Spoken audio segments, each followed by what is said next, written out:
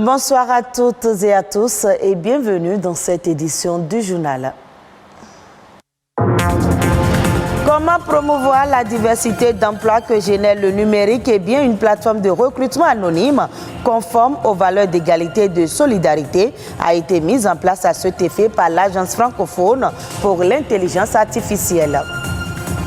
L'Agence de promotion des investissements et des exportations innove, elle vient de mettre en place un cadre législatif et réglementaire pour faciliter les affaires au Bénin. Bien gérer les forêts et bois au Bénin et protéger l'environnement, c'est l'objectif de la Fédération nationale des associations des opérateurs économiques de la filière forêt-bois. Son président nous parle des défis et perspectives.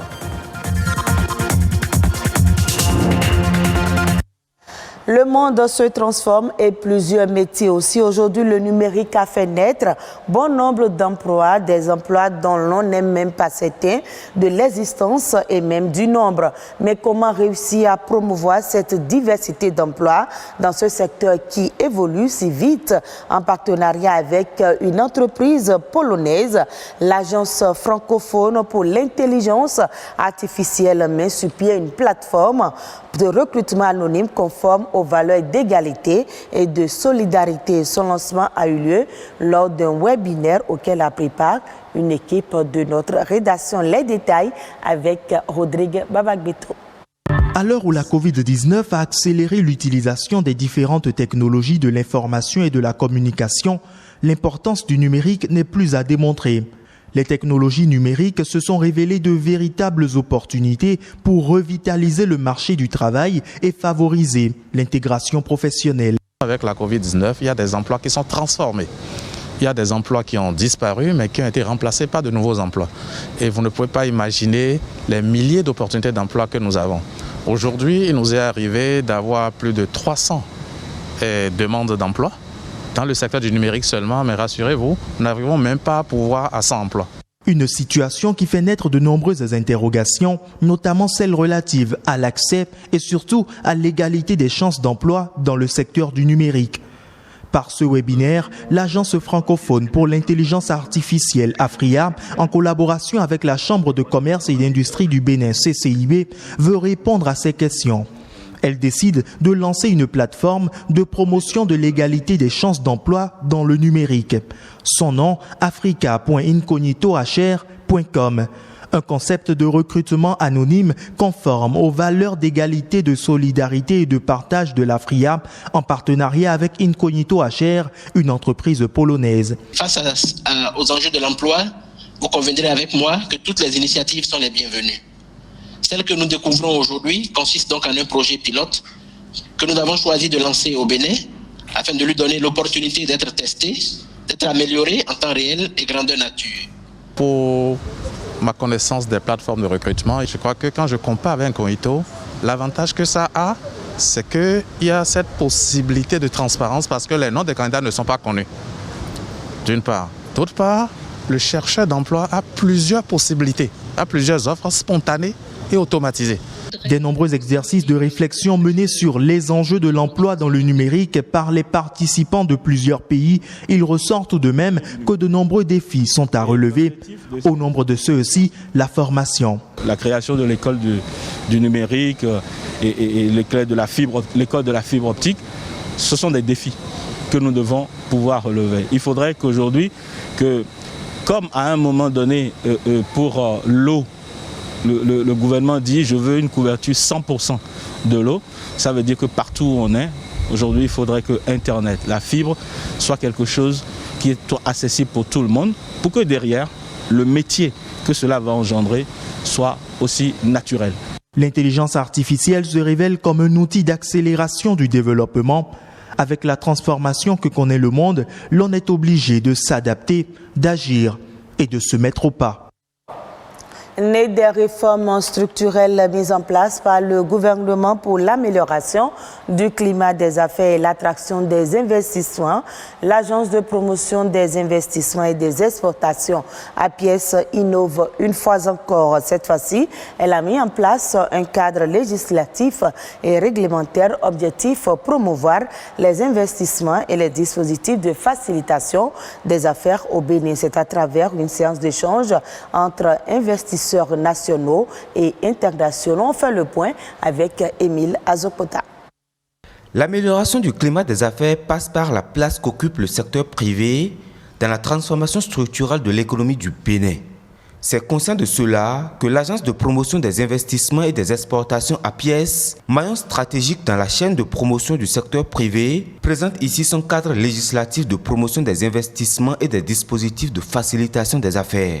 Le Bénin affiche, à travers la mise en place de l'ensemble de ces réformes, sa volonté claire d'attirer encore plus d'investisseurs, non seulement des investisseurs béninois, mais également des investisseurs qui viennent du monde entier. C'est la raison pour laquelle le gouvernement a mis en place un dispositif qui comprend au niveau stratégique un comité interministériel de promotion des investissements et au niveau opérationnel, l'Agence de promotion des investissements comme interlocuteur unique et porte d'entrée unique des investisseurs dans notre pays.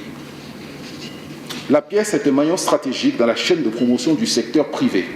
Elle joue un rôle de facilitateur dans la réalisation des projets d'investissement à travers un certain nombre de services et de prestations et la mise en œuvre des différentes réformes du climat des affaires.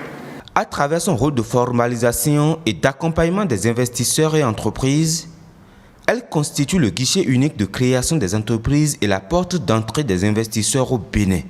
Nous avons effectivement un rôle, je dirais, d'interlocuteur unique des investisseurs qui viennent dans notre pays, mais nous avons également un rôle d'accompagnement au quotidien. Et ce rôle n'est perçu que par ceux qui en bénéficient de manière individuelle tous les jours.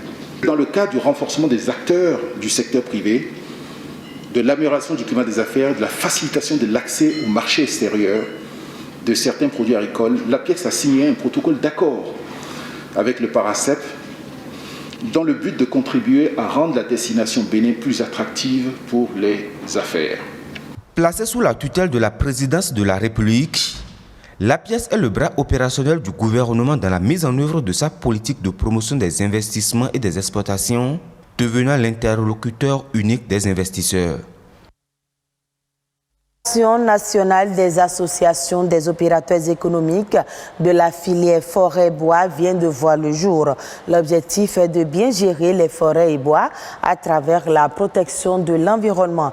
Quels sont les défis et perspectives à relever par les nouveaux dirigeants de cette fédération? Bertin Akuta, président élu de la FENAWEB forêt-bois, nous donne plus de détails sur sa feuille de route. Il s'agit de sensibiliser les acteurs en vue d'opérer dans les strictes légalités et conformément aux directives des autorités forestières les activités d'exploitation forestière. La réorganisation du marché du bois énergie qui sans doute connaît quelques difficultés actuellement. La promotion de l'industrialisation du bois béninois, car en donnant de la valeur ajoutée, nous contribuons à gérer durablement nos ressources. La promotion de l'achat responsable et de la vente responsable. Je suis persuadé par ailleurs que tout ceci ne serait possible sans la participation de l'administration en général et particulièrement des autorités forestières. Ainsi, nous souhaiterions que désormais dans la gestion participative de notre secteur, les autorités de la direction des eaux et forêts requiert notre approbation préalable avant l'octroi de tout agrément aux nouvelles entreprises entrant dans le secteur. Cela va contribuer énormément à la réorganisation du secteur qui est dans le désordre que nous observons ces derniers jours. Faisons à présent un tour d'horizon de l'actualité nationale. C'est dans la Nation en bref, présenté par Ulvaeus Balogun.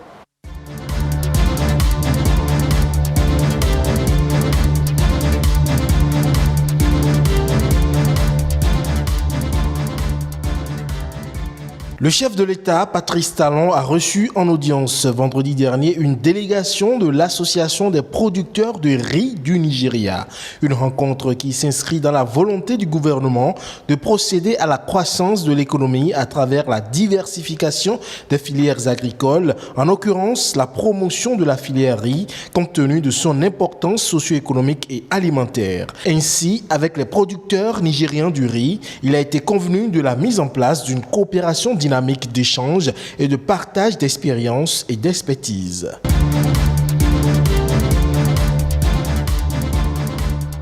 Les travaux de la phase 2 du projet de renforcement du système d'alimentation en eau potable de la ville de Parakou et environ sont désormais lancés. D'un coût global de 7,4 milliards de francs CFA, cette phase consiste en une densification et extension du réseau de distribution d'eau potable de la SONEB dans les rues habitées, de sorte que la longueur globale du réseau de distribution d'eau passera de 725 à 1335 km, soit environ le double de l'existant. Les travaux sont prévus pour un délai de 20 mois.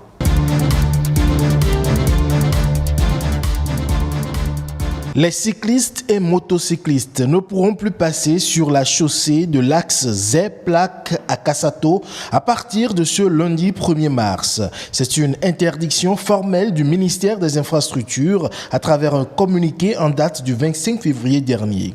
La note précise que les engins à deux roues allant dans le sens nord-sud de Alada vers Kassato doivent à partir de ce jour rouler sur la chaussée et la vitesse sur ce tronçon ne doit pas dépasser 50 km/h pour tous les usagers. Cette mesure fait suite au constat de la récurrence des cas d'accidents de circulation sur le dit tronçon et qui occasionne de nombreuses pertes en vies humaines avec de nombreux dégâts matériels. Ainsi donc, la police républicaine est appelée à faire respecter la mesure en attendant l'aménagement définitif de la partie en terre de l'axe Zeplak à Kassato.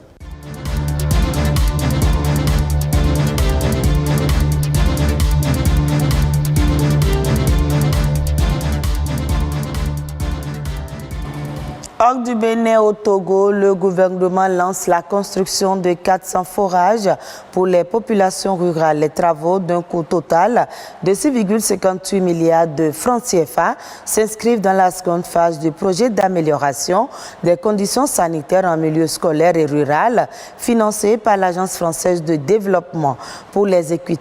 L'objectif est de faire passer le taux de couverture à l'eau potable en milieu rural de 77% à 85% dans la Kara et de 67% à 72% dans les savanes.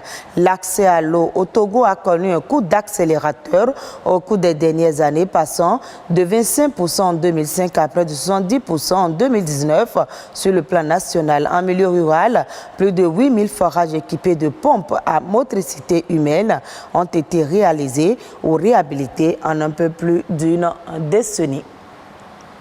Et ce sera tout pour ce journal. Retrouvez cette édition sur le www.ortb.bj. Merci à vous de nous avoir suivis et très bonne suite des programmes de BB24.